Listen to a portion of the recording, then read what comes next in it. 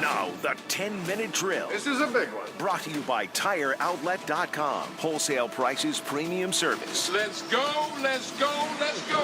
Hit it.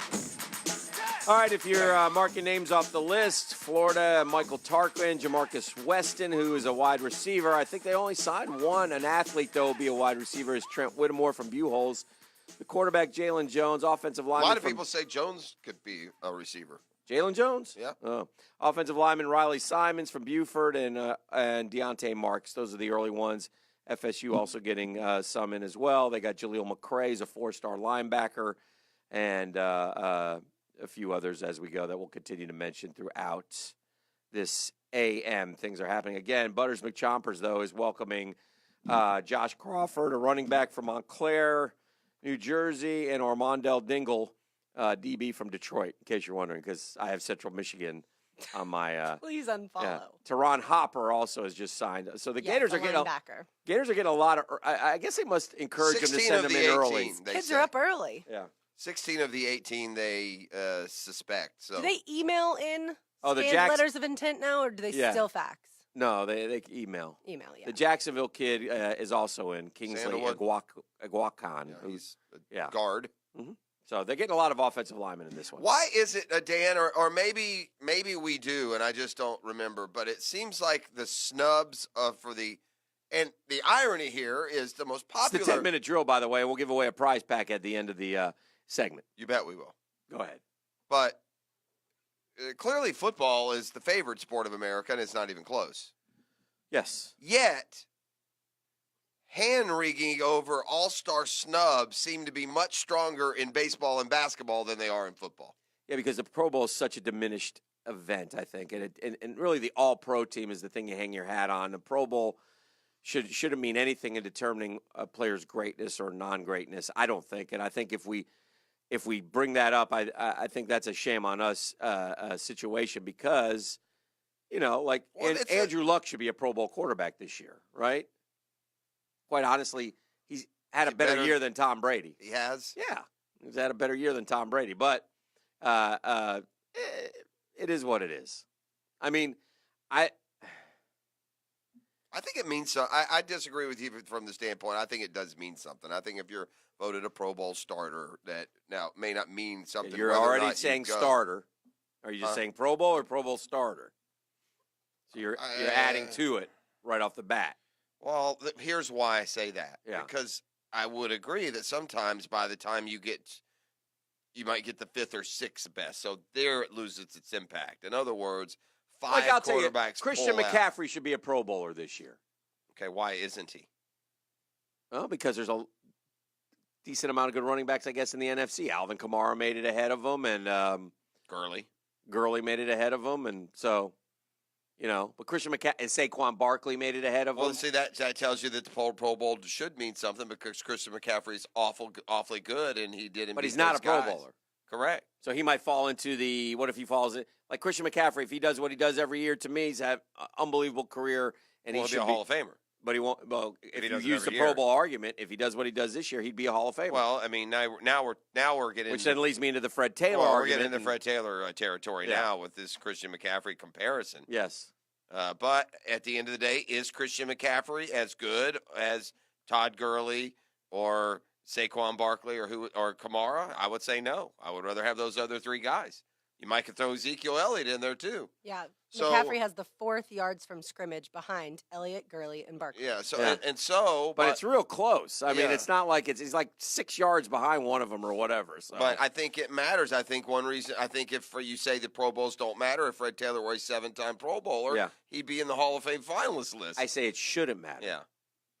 I think people try to make it matter, but I think that sometimes we don't get it right. So anyway, the only quote snub or the only I'll give you one. Mm-hmm. This is like if snubs were a big deal, this may be one of the worst ever. But the Chiefs' Chris Jones didn't make the Pro Bowl. Yeah, there's another one. What a year he's had. He's got 14 sacks. That's beyond ridiculous. And he sacked the quarterback in 11 straight games, an NFL record. Yeah, that's dumb. Like if I was Chris Jones, and they invited me, I'd say no. If I was because he probably will get invited. If I was the Kansas City Chiefs, okay. and I had a contract clause in Chris Jones' deal that said I'll pay you $100,000 if you make the Pro Bowl, anyway? I'd pay him anyway. Yeah. Chris, man, if you play like this, I don't care if they don't name you to the Pro Bowl. You're a Pro Bowler, so, and that's fair. Look, Jeff, I'm looking. we're a good, we're 10 games into the college basketball season. I could talk about the Gators, but they beat Mercer last night. They're 6-4. They're on the outside looking in right now, but I like to look at, like, I was watching the beginning of a game last night, and I was like, man, why should this team be favored? But the best team in Western New York is who? Buffalo. Buffalo. Yeah, they beat Syracuse in Syracuse last night. Beat them easy. Yeah, Buffalo's undefeated. Yes, they are. And they've beaten others, too, by the way. Well, there's other schools like that. They're like Furman. Yeah. Furman has beaten 2 Final Four teams, Loyola and Villanova, from a year ago. So they're in the top 25. Villanova is out. That's hard to imagine. They've won the national title a couple times in the last 3 or 4 years. They're completely out. Buffalo has beaten West Virginia. Buffalo has beaten, I think, Arizona, if I'm not mistaken. So they have some quality wins. They got number 20 Marquette coming up, by the way. So it's a good basketball team. That's the one thing I like about college basketball over college football. The Cinderellas get a chance, and sometimes you get nice little runs. It's fun. Yeah, and unlike football, the Cinderellas in basketball are perfectly willing to go on the road and play those teams and get that chance. Oh yeah, Syracuse ain't playing in Buffalo, Dan. Not next year or ever, unless they have a star player from Buffalo. Right. Buffalo has to go into Syracuse. That's what too many football teams are afraid to do as they try and grow into a true championship contender. Mhm. Like But yeah, it's a fun season. It does not look like your typical poll. There's no Villanova. Kentucky's down at number 19. I've got Nebraska in the poll, and Furman is in the poll. And yeah. Buffalo is in the poll. There are a lot of, I got 2 SEC teams that are 12 spots at least higher than Kentucky. That's rare for the poll. What's not rare for the poll is for Kansas at some point to be number 1. They were earlier in the year, and they are again now. Dan, speaking of, taking the opportunity to go beat a great team on the road, Mm-hmm. did UCF and Danny White underestimate the national response to their regards to a Florida offer of playing 2-for-1? Because it sure seems like UCF, look, they've been criticized here locally. I've dropped a criticism every now and then, but it seems now like the nation really turned against them.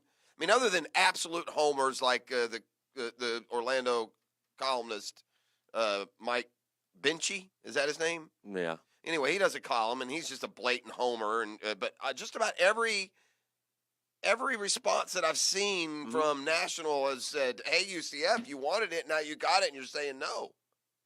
Yeah, I think Danny White comes off a little bit more as a blowhard now, as opposed to being, oh, look at all this press he's getting, look at all the good things that are happening. So, listen, you can't talk the talk if you're not willing to walk the walk. And honestly, there's no one who's around college football who's going to sit there and say you have arrived, you deserve, you've earned.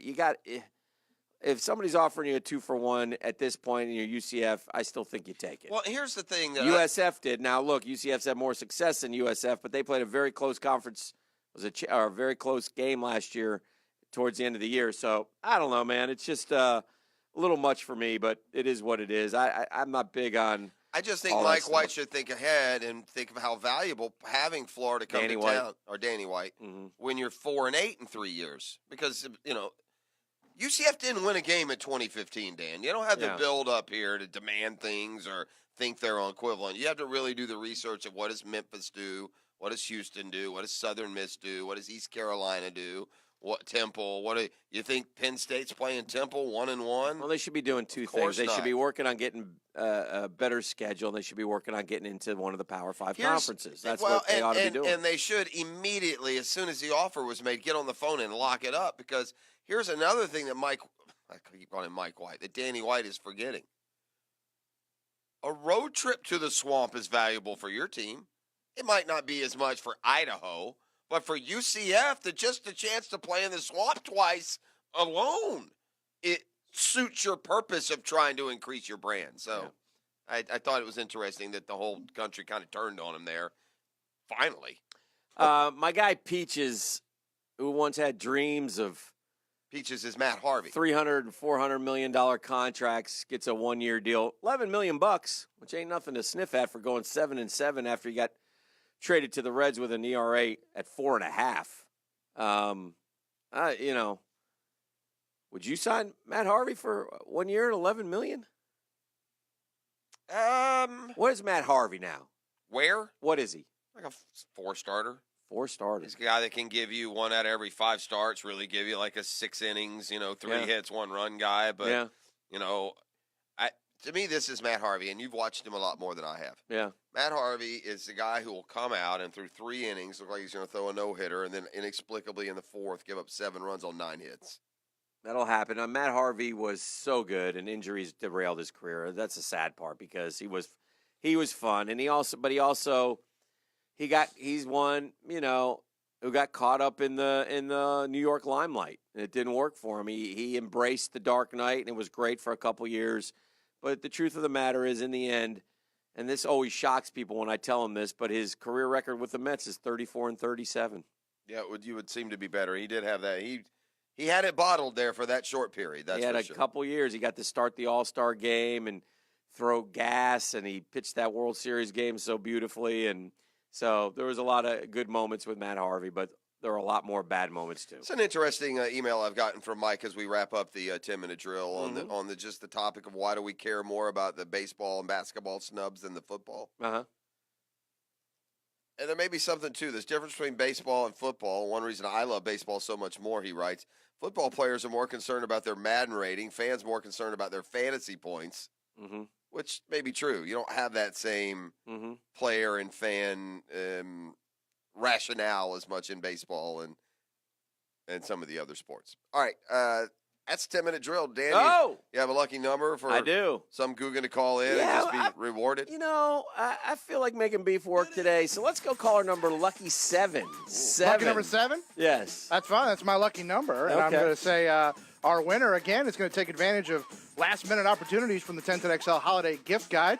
Find great gift ideas at 1010XL.com. Today's winner, caller number 7 at 641-1010. It's going to get a player's gift pack. It's got a pair of tickets to Wednesday's practice round along with a player's scarf. They'll also get a gift certificate for a 60-minute massage session from Massage Envy, plus a gift certificate from Wingstop, good for 50 wings and 2 sides.